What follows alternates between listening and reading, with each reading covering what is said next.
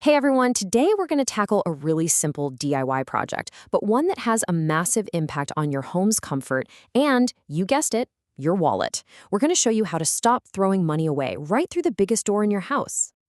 And yeah, it's a totally fair question to ask. I mean, that huge garage door, it can be one of the biggest sources of energy loss in your entire home if it's not sealed up right. You got to think of it as money, just literally leaking out through the cracks. So, what exactly is weather stripping? Well, it's that simple rubber or vinyl strip, you know the one, that runs along the sides and top of your garage door. It's kind of the unsung hero that creates a tight seal against drafts, rain, even pests. Okay, so why is this one little component so darn important? Let's dive in and break down how these teeny tiny gaps can actually turn into a major headache for you. You can basically think of failing weather stripping as an energy vampire. I mean, seriously, in the winter, it's just letting all those cold drafts pour in, which forces your heating system to work way overtime. And it's not just about the temperature either. Those gaps can also let in moisture, and that can lead to rust on your door and, even worse, mold. All right, so how do you even know if your seal is broken? Well, it's time to play detective in your own garage. And don't worry, the clues are usually pretty obvious once you know what you're looking for. So the first clue is super simple. Can you feel a draft? Just stand by the door. Next, just take a look at the seal itself. Do you see any visible cracks? Is it peeling away or falling off? But maybe the biggest giveaway of all could be on your utility statement. A sudden, unexplained spike in your energy bill? Yep, that often points right back to a failing seal. And you gotta keep in mind, this stuff doesn't last forever. You can typically expect to get, I'd say, about 5 to 7 years out of it, but if you live somewhere with really harsh winters or extreme heat, that lifespan can get a whole lot shorter. It really takes a beating. Okay, so you've diagnosed the problem. Awesome.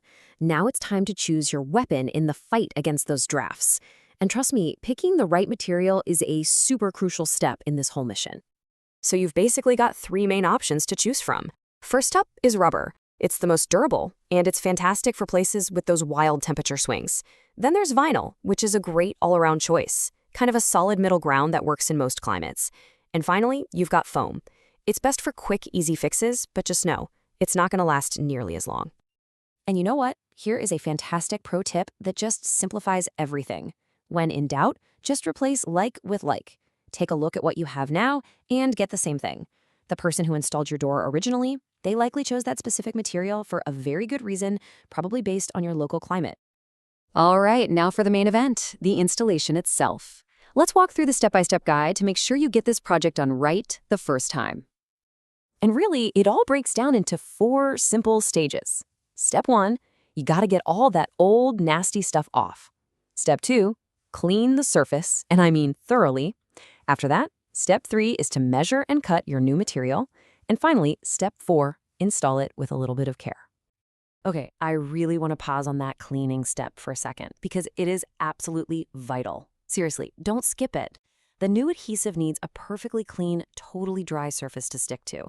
If you skip this little 5-minute step, you could find your brand new seal failing in less than a year. Now, precision is really the name of the game during installation. For your cuts, use a fresh, sharp blade and maybe score the material a few times to get a really clean edge. When you're ready to apply it, always start at the top and press firmly and steadily as you go, no little taps. And finally, pay super close attention to the corners. You're aiming for a continuous, unbroken seal all the way around. And remember, this is not a race. Rushing this process is pretty much the fastest way to create new gaps and just defeat the whole purpose of the project. So take your time. You'll be rewarded with a perfect airtight seal, I promise. All right, the new seal is on. Nicely done. Now for the really satisfying part, making sure you did it right and officially claiming your victory over those pesky energy leaks. So here's the question every single person asks after finishing a project like this. How do you know it actually worked? How can you be sure all that hard work paid off? Okay, here are your final checks. First, and this is important, give the adhesive a full 24 hours to cure before you start opening and closing the door a bunch. Then, run your hand along the new seal and just feel for any bubbles or loose spots. And after all that, it's time for the ultimate test. We call this the light test, and it is the absolute best way to check your work. On a bright, sunny day, go inside your garage and close the door completely. Turn off all the lights inside. Now, look around the frame. If you see any sliver of daylight peeking through, you've found a little gap that needs a quick adjustment. But if you see nothing but darkness, congratulations, you've got a perfect seal.